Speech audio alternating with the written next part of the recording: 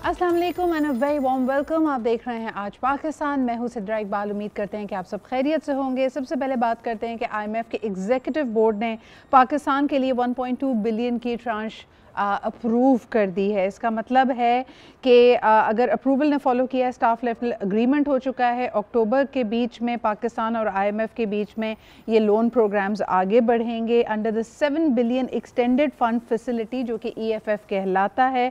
200 million से ज़्यादा इस under the 1.3 billion rapid financing instrument के तौर पे दिया जाएगा। This is going to be the first tranche है। अच्छा जी, आगे बढ़ते हैं और आपको बताते हैं कि आज हम ज़रा बात करेंगे आपके सोशल मीडिया से रिलेटेड मामलात की। This is the big news, लेकिन of course we are going to develop on that with an expert, with a subject expert. हम बात करेंगे इसके बारे में एक सीनियर इकोनॉमिस्ट से। We are trying to connect with that. लेकिन सबसे पहले क्योंकि आजकल AI का ज़माना है और हम अपना ज़्यादातर वक्त सोशल मीडिया पे सर्व करते हैं, तो फिर लेट्स फाइंड आउट कि on the social media what are our blind spots, हम सबसे ज़्यादा vulnerable कब होते हैं। I want to have this conversation। सबसे बड़ा को प्रिवेंट कैसे किया जा सकता है। हमारे जो मेहमान हैं वो हमारे साथ ही स्टूडियो में मौजूद हैं। I hope that he will be seated and mic'd up before we can begin। आपको बताते चले कि ओवरऑल अगर सोशल मीडिया की बात की जाए तो उसमें यकीनन हम 2 फैक्टर प्रोटेक्शंस भी लगाते हैं। अपने पासवर्ड के साथ साथ अपने सेल फ़ोन, अपने ईमेल को यूज़ करते हैं ताकि इसको ज़्यादा से ज़्यादा सिक्योर बनाया जा सके। But what are some of the mistakes that we make. इन मिस्टेक्स के बारे में बात करना ज़रूरी है, क्योंकि कई दफ़ा ऐसा भी होता है कि आपकी जो वल्नरेबिलिटी है वो आपसे छुपी हुई है। घर में बैठी ख़वातीन, टीनेज बच्चे। एक बड़ी इंटरेस्टिंग वाक़या अभी हाल ही में देखा गया जब किसी ने कहा कि उनके अकाउंट में से एक बड़ी रकम रिमूव हो गई है। लोगों ने कहा कि घर में ना कोई आया ना कोई गया, तो ये हुआ कैसे। पता ये चला कि घर में एक टीनेज लड़का है जिससे किसी ने रोब्लॉक्स के ऊपर दोस्ती कर ली और रोब्लॉक्स पे उन्होंने कहा कि आपको नेक्स्ट लेवल पे जाने के लिए जो एक्स्ट्रा लाइफ चाहिए, पॉइंटर्स चाहिए, जो भी चीज़ चाहिए वो अगर आपको चाहिए तो आप एक सॉफ्टवेयर है, एक ऐप है जिसको डाउनलोड कर लीजिए। अपने फ़ोन में नहीं, अपने फादर के फ़ोन में। और ये जब जब उसको तहकीक की जा रही थी तब पता चला कि एक इस तरह की ऐप पहले डाउनलोड हुई है और फिर बहुत ही जल्दी डिलीट भी हो गई है। तो उसी घर के शख्स से यानी बेटे से उस ऐप को फ़ोन में डाउनलोड करवाया गया। उस ऐप के ज़रिए, क्योंकि उसमें स्पाईवेयर मौजूद था, उनके बैंक तक रसाई हासिल की गई, पैसों को उनके बैंक से ट्रांसफ़र किया गया और फिर उसी बच्चे से कहा गया कि वो फ़ौरी तौर पे उस ऐप को डिलीट भी कर दे। तो कई दफ़ा आप नादानिस्ता तौर पे इस तरह की प्रॉब्लम्स में पड़ सकते हैं।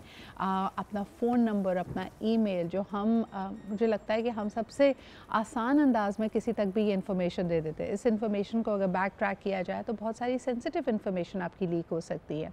आपने अपने बैंक में, अपने इन्वेस्टमेंट टूल्स में, अपने इंश्योरेंस में, यहाँ तक कि अपने हॉस्पिटल के डेटा में भी जो अपना सेल नंबर दिया हुआ होता है, that can actually be back track to your CNIC। कल बल्कि मैं अपनी बात आपको बताऊँ, मैंने अपना एक अपडेट डाली because I was hosting the 35th national games की ओपनिंग सेरेमनी और जो हमारे ID कार्ड्स है उसमें ऑफ कोर्स एक QR कोड भी था, लेकिन साथ ही हमारा CNIC भी उस पर प्रिंटेड था। सो नादानिस्ता तौर पे मैंने उनमें से एक तस्वीरें जब अपलोड की तो क्योंकि आप उस तस्वीर को जूम इन कर सकते हैं, मुझे पता भी नहीं था, लेकिन मेरा CNIC उसके अंदर काफ़ी पब्लिकली डिस्प्ले हो रहा था। तो फौरी तौर पे one of my friends call me and she is like listen your CNIC is showing, या तो इसको ब्लर करो या फ़ोटो को डिलीट करो। And that's when you realize कि कई दफ़ा आपके बहुत सारे ब्लाइंड स्पॉट्स होते हैं। So let's talk about that. हमारे साथ मौजूद है मोहम्मद शुएब, जो कि एक साइबर सिक्योरिटी एक्सपर्ट हैं, फाउंडर हैं, CEO हैं बाइटपेक्स के। आइए उनसे जानते हैं कि हमें क्या चीज़ों के बारे में ज़्यादा मोहतात होना चाहिए। Thank you so much Shoaib for making time for us. आनन फानन हमने आपको बुलाया है, so I let you take a breather. मुझे ये बताएं कि कई दफ़ा जब सब्जेक्ट एक्सपर्ट से हम बात करते हैं तो वो पहली चीज़ जो कहते हैं वो यही है कि आप 2 फैक्टर ऑथेंटिकेशन ज़रूर लगाएं। ये कितना हमें सेफ़ करती है 2F प्रोटेक्शन या वेरिफिकेशन? देखिए, 2 फैक्टर ऑथेंटिकेशन जो है ना, वो एक तरह से एक स्टेप फर्दर हार्डन कर देता है किसी भी अटैकर या हैकर के लिए। क्योंकि अगर आप 2 फैक्टर नहीं यूज़ करते तो सिंपल आपका पासवर्ड आपके प्रोटेक्शन होता है जी। अमूमन होता यह है, जो कॉमन प्रैक्टिस है कि हम अपना पासवर्ड सेम रखते हैं ओवरऑल हर वेबसाइट के लिए। ये एक नेचुरल बिहेवियर है। होता ये है कि चलें फेसबुक सिक्योर है, जीमेल सिक्योर है, बट दूसरी साइट्स जिस पे हम साइन अप कर रहे होते हैं वो इतनी सिक्योर नहीं होती और उनका डाटा लीक हो जाता है, डिफरेंट तरह से जो है वो उसके अंदर सिक्योरिटी ब्रीचेस हो जाते हैं, तो वो पब्लिक हो जाता है, जिसको हम डंप्स बोलते हैं कि उनका डाटा डंप कर दिया गया। अब उस डंप्स में हज़ारों लोगों के पासवर्ड्स होते हैं। अगर आपने 2 फैक्टर ऑथेंटिकेशन नहीं लगाया होता तो वो आपका पासवर्ड उन लिस्ट के अंदर होता है जिसको वो हैकर्स यूज़ करते हैं और आपके अकाउंट को लॉग इन कर लेते हैं विदाउट एनी फर्दर स्टेप। क्योंकि OTP अगर आपका लगा हुआ है, 2 फैक्टर लगा हुआ है, तो एटलीस्ट या तो आपके गूगल ऑथेंटिकेशन ऐप के ऊपर आपका जो कोड है वो अपीयर होगा या आपके पास SMS के थ्रू आएगा। तो वो जब तक वो कोड एक्सेस नहीं कर पाते हैकर तब तक वो आपके अकाउंट में लॉग इन नहीं कर सकते। लेयरिंग हुई है एंड ओवर द इयर्स हमने देखा है कि साइबर सिक्योरिटी ख़ास तौर पे इन बड़े अकाउंट्स की ज़्यादा टाइटन अप हुई है। They have gone into more detail कि हम इसको ज़्यादा से ज़्यादा लोगों के लिए सिक्योर कैसे बना सकते हैं।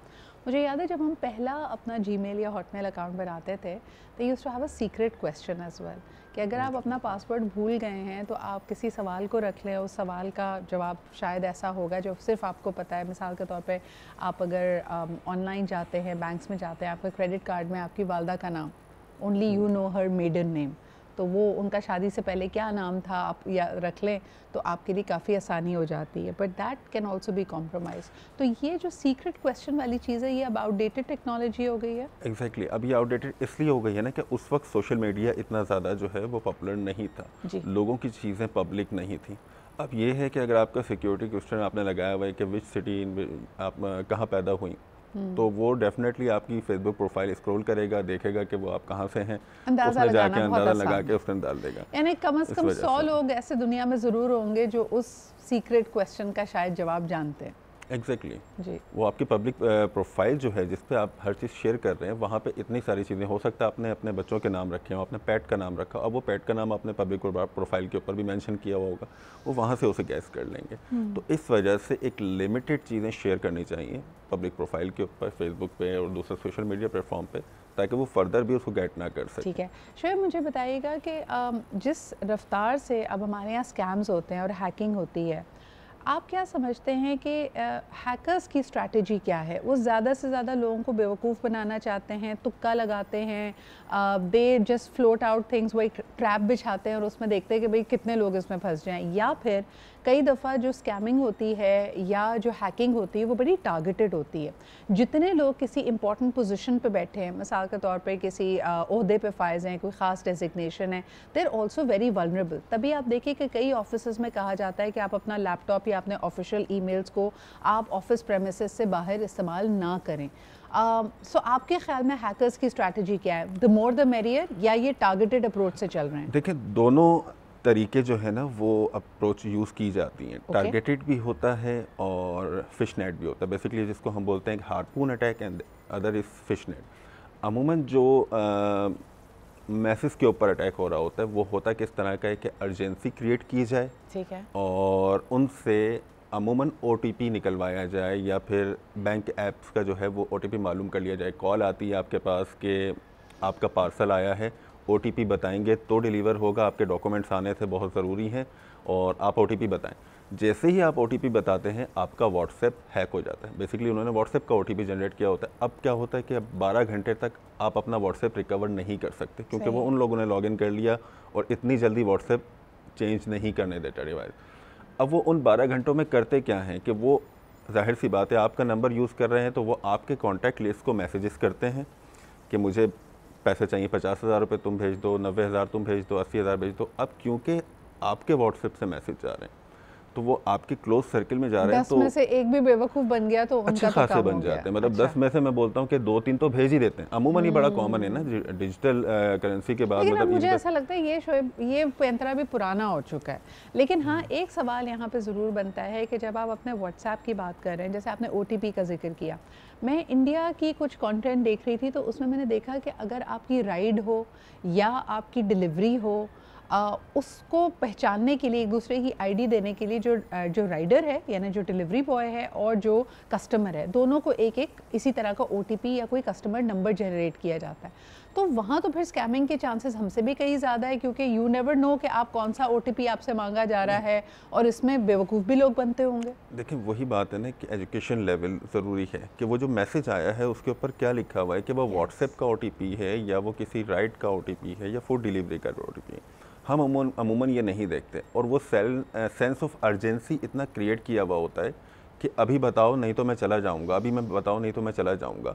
तो वो सेंस ऑफ अर्जेंसी इस तरह के अटैक्स में लाजिम होता है। सही। कि वो उस अर्जेंसी अगर नहीं करेंगे, बंदे को सोचने समझने का टाइम दिया, तो फिर तो वो अटैक परफॉर्म नहीं हो पाएगा। अच्छा, मुझे बताएं कि जो लोग जिनके पास सेंसिटिव डेटा मौजूद है किसी भी इंसान का, ख़ास तौर पर अगर बैंक्स की बात कर ली जाए, हेल्थ सिस्टम्स की बात की जाए, इवन लॉकर्स वगैरह की, उनकी ट्रेनिंग कैसे की जाती है? मैं एक वीडियो देख रही थी जो अपने आप में बड़ी इंटरेस्टिंग भी थी और काफ़ी खौफनाक भी थी। उसमें एक खातून जिन्होंने कहा कि मैं आपको हैक करके बताती हूँ या फ़लाने बैंक से किसी भी शख्स की इन्फॉर्मेशन लेके बताती हूँ। तो उसने वही चीज़ की, उसने सेंस ऑफ अर्जेंसी क्रिएट की, but the very creative thing she did was she went on YouTube और उसने एक रोते हुए बच्चे की आवाज़ डाउनलोड की या प्ले की। और जब वो फ़ोन करी थी उस बैंकर को, यानी बैंक की हेल्पलाइन पे, तो उसने कहा कि आई एम रियली सॉरी, मैं बहुत डिस्ट्रेस्ड हूँ, मेरे हस्बैंड ने मुझसे फौरी तौर पे ये इन्फॉर्मेशन मांगी है, मेरा बच्चा भी पीछे रो रहा है और मेरे पास ये इन्फॉर्मेशन मुझे मिल नहीं रही, तो can you help me in giving this out. और देखा गया कि वहाँ पे ये चीज़ कॉम्प्रोमाइज़ हो गई।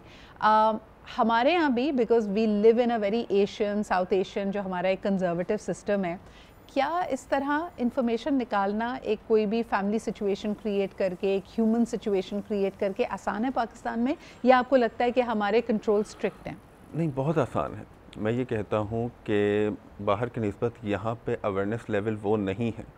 और जिस वीडियो की आप बात कर रहे हैं, दैट इज़ क्लासिक एग्जाम्पल है वो सोशल इंजीनियरिंग की, कि आपने ह्यूमन माइंड को किस तरह से हैक करना है। इसके ऊपर बड़ी अच्छी किताब है क्रिस्टोफर हैडनेगे की, जिसके असिस्टेंस की आपने वो वीडियो देखी है। तो वो इन्हीं चीज़ों को डील करती है कि ह्यूमन माइंड किन चीज़ों को रेसिप्रोकेट करता है, क्या चीज़ें देखता है कि मैंने ये एक्शन परफॉर्म करना है। और सोशल इंजीनियरिंग नाम ही इस चीज़ का है कि आपसे वो एक्शन परफॉर्म किया जाए कि जो आपको तो लगे कि आपने सही किया, बट वो मेरे इंटरेस्ट के अंदर हो, तो एक हैकिंग के अंदर। हाँ, एक तरह से देखा जाए तो ये सोशल इंजीनियरिंग एक तरह का माइंड कंट्रोल है। माइंड कंट्रोल है, बट इसमें जब टेक्नोलॉजी इन्वॉल्व होती है, अब अमूमन हमारे यहाँ समझा जाता है कि जो वायरस ट्रैवल करता है वो ईमेल के अंदर, वो नॉर्मली सॉफ्टवेयर्स की फॉर्मेट में होता होगा, XZ होती होंगी, SCR होती होंगी, बट एक्चुअली ऐसा नहीं। हो सकता है कि आपके पास एक सिंपल वर्ड की डॉक्यूमेंट आए, आपने वो वर्ड की डॉक्यूमेंट ओपन करनी है,